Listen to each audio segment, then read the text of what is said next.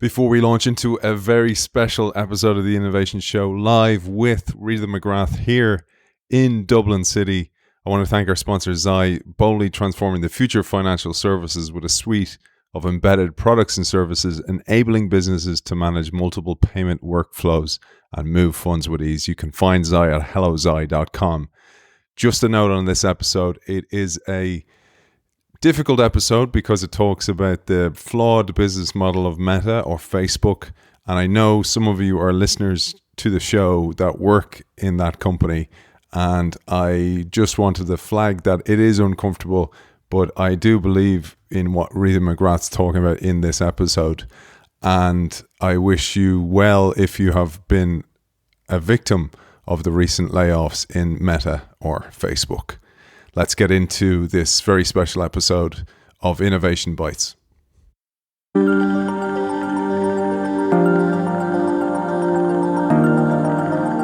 Welcome back to another episode of Innovation Bites, short, bite-sized chunks of innovation. And this one is a very, very special episode. We're here in the Greenway iconic office in St. Stephen's Green in Dublin, and I'm joined in person by one of the great friends of the show, Rita McGrath. Rita, you're very welcome. Oh, pleasure to be here, Aidan. I thought it'd be very topical for us, and please just take it away on this, because Meta, Facebook, I always think of Meta, as just Facebook with one of those fake glasses and a moustache and a fake nose kind of going, we're not Facebook.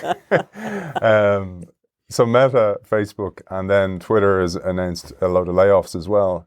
But I thought we'd focus on Meta and Facebook, because you have for years been calling out this business as a dud, maybe, perhaps, if you want to call it that, or maybe you'll take us through your concept of business.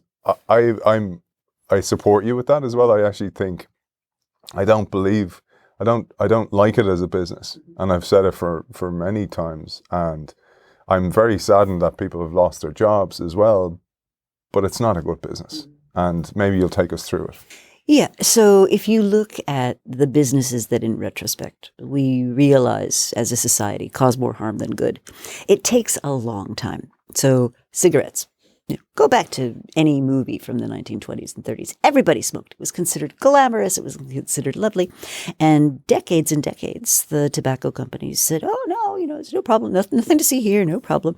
And it took a long time before medical evidence became so overwhelming that people just said, okay, we've got to start making some adjustments to the business model behind these companies. And there are many like that. Automobiles, right? The auto companies fought like mad to keep safety measures from being implemented. Oh, incorporating seatbelts is going to bankrupt us. We can't change the way we formulate windshields so they don't shatter and slice people's heads off if they get into an accident. And. So here's the problem. Capitalism has these short-term reward mechanisms which can lead people to do things that are really not ultimately in society's best interest. And that's where you need to have some kind of counterweight.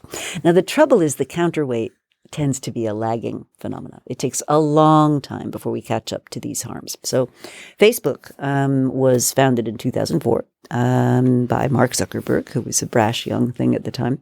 And it was originally started, just to get a sense for how this company started. I mean, it was originally started as a site to rate the dating attractiveness of women at Harvard Business School. I mean, it was, a frat boy's concept of what would be a cool thing to have on a computer basis, right? And we all have been through the origin story and everything. But my concern with Facebook was that as it grew and as its appetite for growth was just absolutely voracious, first on computers and then on mobile, is that they lied to their customers. No, they lied to their users. So this is the problem. Their users are not their customers. And so consumers were vastly unaware that every time I post that baby picture on Facebook, every time I say something about the party that I'm going to, every time I say what club I belong to or what religious affiliation I have or anything that's personal about me, Facebook is extracting that information and using it to place targeted advertising. So they're basically selling information about you to advertisers.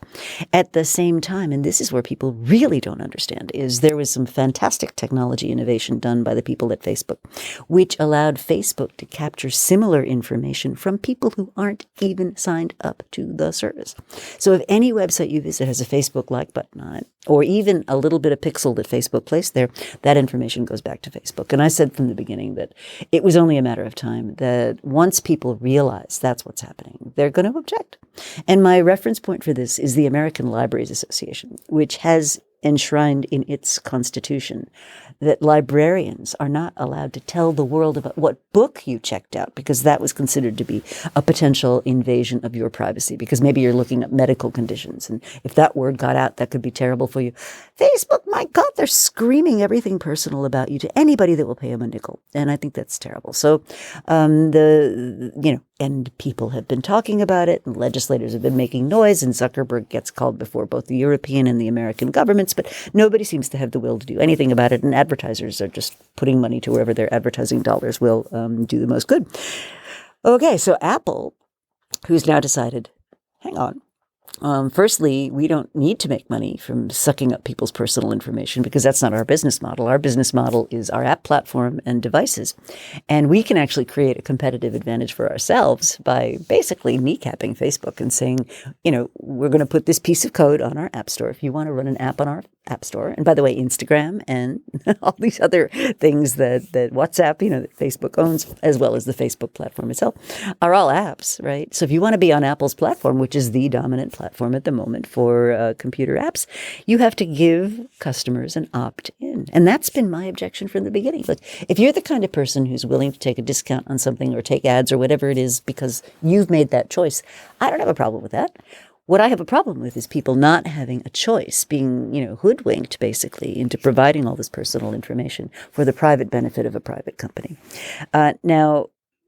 So Facebook said when Apple did this, and they tried a rear guard action. Remember, they took out newspaper ads and they were saying, this is terrible. You're not going to have personalization in your ads and blah, blah. And I mean, thankfully, the public saw right through that. And so they announced they were going to lose $10 billion in revenue right from that. And so that's not going to change. The other thing that's going on is TikTok is now eating Facebook's lunch. And we talked on another occasion about this failed Polaroid short movie. Yeah. Well, it actually worked out. It just worked out with, 20 years later with a different ecosystem. So TikTok's eating their lunch. And advertisers are going where the money is, right? And then the last thing that's happening to them is they have made this huge bet on the metaverse, which is the exact same kind of thing I talk about when I talk about corporate flops, right? Untested assumptions taken as facts. No low commitment testing, no early demonstration of concept. Mark Zuckerberg just said, we're going for the metaverse, and spent billions on it. And at the moment has very little to show for it. So I think Facebook is kind of in a BlackBerry circa 2011 moment where they've still got a lot of cash. They've still got a lot of capability. They've still got great people, of whom they just laid off 11,000. But, is that going to be enough of a foundation to keep them healthy for the long run? History suggests it's going to require either a change in management, a dramatic change in strategy, or a dramatic transformation. And I think under the leadership of Mark Zuckerberg, none of those things is likely to happen. That is part of a longer episode that will be with you after Christmas, and there's very much a reason behind that. I'm dying to share that reason, but I'll hold my powder for a special series that we're running after Christmas that will span about 3 months. And as I finished this episode today, I want to thank our sponsor, Zai, boldly transforming the future of financial services with a suite of embedded products and services, enabling businesses to manage multiple payment workflows and move funds with ease. You can find Zai at hellozai.com. See you soon.